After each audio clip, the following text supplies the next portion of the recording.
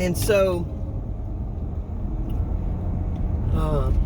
moved in and started kind of realizing some things, pretty soon. Like, it was a large family who lived there. They didn't quite respect the laws of animals not being restrained in yards or animals not coming onto other people's property. Was then told when I asked, I started noticing like stuff in my backyard, like odd situations around my fence line. Started finding a lot of glass that was just very lightly buried as I was trying to start doing fencing and stuff. And one of the neighbors, in a way, sort of had a confession. Yeah, your place was vacant for 14 years. The guy was in and out doing the work, and when he wasn't around, well, actually it was two different people who were trying to do the build and the rebuild, and when they weren't around, the house was used for drugs, for making drugs, for selling drugs, for doing drugs. It was used as a community trash dump, basically. There were crazy drugged people who lived there who were so paranoid that they put glass everywhere all around so that to try to set booby traps for people. Basically, my home, which, I didn't do the history on. I didn't investigate deeply, nor did my realtor, which I'm not saying anything about that, because I love my realtor. She was awesome. She's an artist who gave me a painting that she did. But, we did not research the history of the place. So all these things I found out after being there briefly. And over time, there's been a lot of different transactions between the neighbors. Me having to yell at them about the dogs. And I'll just say this. For 4 years, I never once called the law on these people when I could have multiple times. But I just continually tried to become friendlier and friendlier. And I promise you, there was times when I've lost my temper. There's times when I've yelled, I've hollered, unfortunately, shamefully, there's times when I've cussed them. And, eventually, let's just say it's a very mixed, blended family who's there. Man, I really wanted to do that today, dudes. Shoot. I came all the way down here for that. My bad. Over time, one particular family member and her child moved out, and that seemed to alleviate some of the dog problem.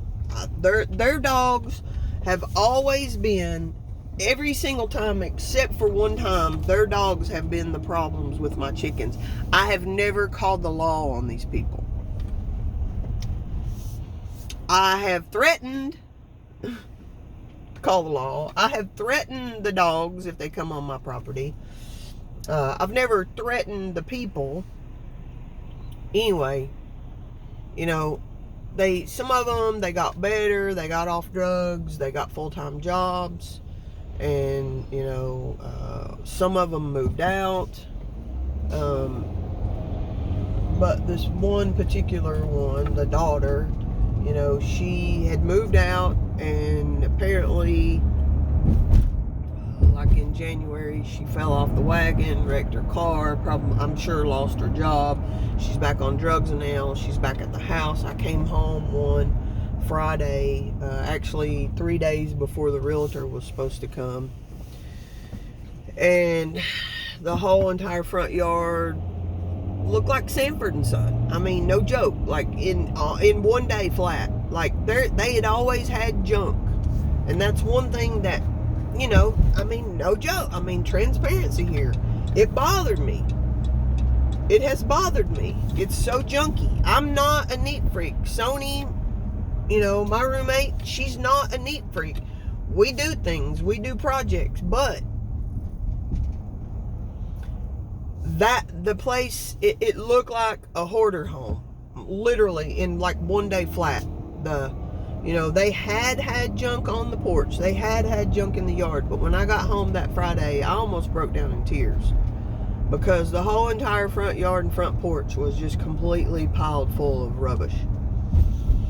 And I've held a lot of animosity about that for, these past couple of months. And so, I've had 2 realtors come and look at the place over the past 2 years because, in all honesty, I love my place, and I keep feeling like the Lord is leading me to stay there. And so I'm having a lot of fighting with myself between how am I going to be able to do this? How am I going to be able to afford this? Because my mortgage has went up. My property taxes have gone up every single year. And that makes the mortgage go up. And that's because Tennessee is just growing and becoming so popular. And, it's basically getting to the point where my mind inside myself, I'm fighting with myself like I'm not supposed to be in debt. I should be out of debt. Biblically, I shouldn't be in debt. Why am I letting myself stay in debt? And get in more and more debt because it's going up, because the price is going up, because everything's going up. They're pricing us out of everything. My mom has welcomed me to move in with her. My mom's place is paid off. It's just like, I don't know, I just feel so torn. But so in this process of time, 2 realtors have come, both who are supposed to have called me in a couple of weeks to kind of touch base, kind of let me know what they think about comps and all that. Neither one of them have called me, and I know it's because they know that they are not going to be able to do what could be done with the place because of the unfortunate way that my neighbors want to live. So, all that being said, I have harbored a bunch of animosity towards these people. But I'm trying to get better at my walk with God. I'm trying to get better in my journey through prayer, through fasting, through reading scripture, through just trying to listen to the Lord, through trying to block out other distractions in my life so that Spirit can fill me more and more frequently. So all the while, I pray for these people, but am I really heartfelt praying? And I don't think I have been. Fast forward to last weekend, the son and his girlfriend, who have, gotten off drugs a year ago and both have full-time jobs and are doing really well. And, they had an accident with their car, so their car's been in the shop. So, I, for months, gave them rides to work because I wanted to bolster them. I wanted to be a good neighbor to them and show them that, God is love. And when we have Him, when we have Jesus, when we have the Spirit, when we have all this inside of us, we want to share with other people the good feeling, the joy, the gospel of how good it feels to overcome things in your life and to feel better. So I've tried to do that with these people, and I did it. And once they got comfortable with who they were working with, because their car's been tore up probably 5 months now or more. Once they got comfortable, this a guy, I think he's one of the supervisors or something, he started picking them up every day, and that's good. That's good. And so they, now that his sister's back and things are just so haywire again, he can't take it any longer. They can't take it any longer. So they decided to get their own place. And so they asked me I think it was Friday night, and we'd already been, I'd been upset with them ever since what happened with the dogs with my flock in February. Mind you, they offered to get me some baby chickens if I wanted, but they never have offered me a dime. And, I've told them and reiterated, that on top of me and my love for my chickens and just how hurt it feels in my heart, honestly, I scrape by financially. I'm usually behind on some sort of bill or other. And I'm not complaining. I'm just saying that's where I'm at right now in my world. And so I was, the egg money was good. I mean, the egg money was helpful. I mean, it was like, a couple $100 a month at least. And so I have reiterated to them, y'all have, not only have you hurt my heart, have you hurt my feelings, but you've hurt my paycheck. And, honestly, I do stay under a lot of financial stress, but I try my best not to, and I try my best just to give it to God, because I feel like He's got me right where He wants me. I love my job so much. I love getting to connect with people and getting to help people. So, I told them, I said, I was eating a bowl of soup. I said, as soon as I get done eating, I'll come out. They asked me, could you just drive us? You don't have to do any heavy lifting, but can we use your van? You drive us out to our new place. It's only a couple miles from here. And haul some of our stuff for us. And I was like, yeah, that's fine, And I went outside to go and get into my van, and they had left the gate open, irresponsible. And 3 of their dogs come out, and they come after my ankles onto my property. It's just like, and boy, I was irate. I mean, I was hostile. I was again, yelling and screaming, down in my sin nature, cussing them out. I told you I'm transparent.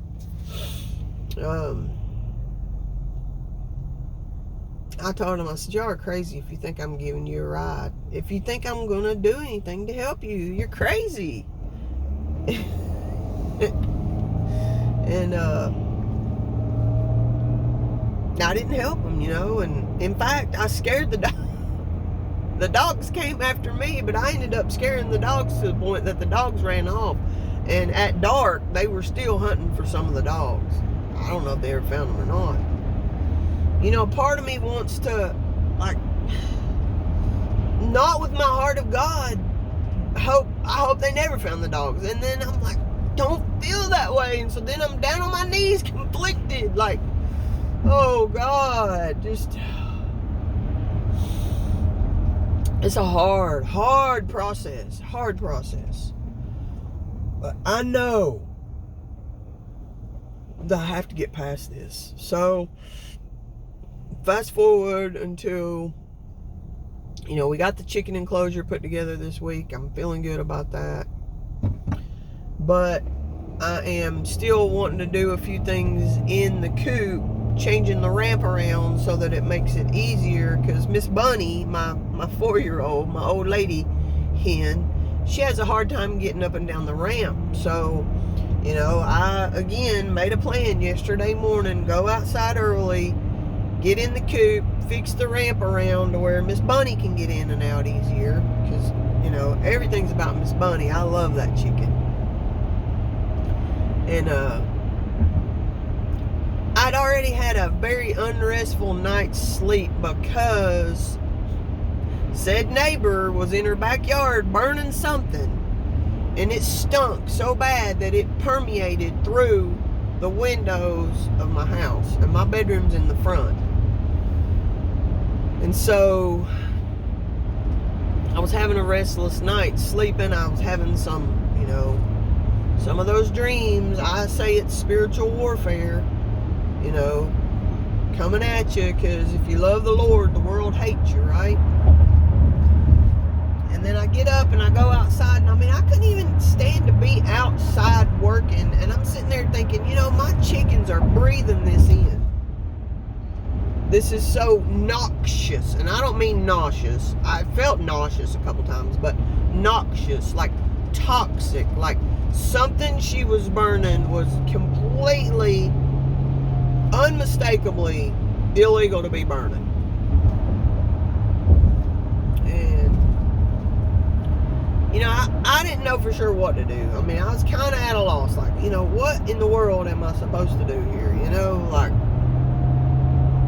why does this keep happening with this person? Why does she keep on pushing my buttons? She's like, she is my spiritual warfare demon. I hate to say it, but man, it's how it feels, you know. I've prayed for her. I've prayed for deliverance for her. I've not laid my hands on her, and that's where I'm all getting at.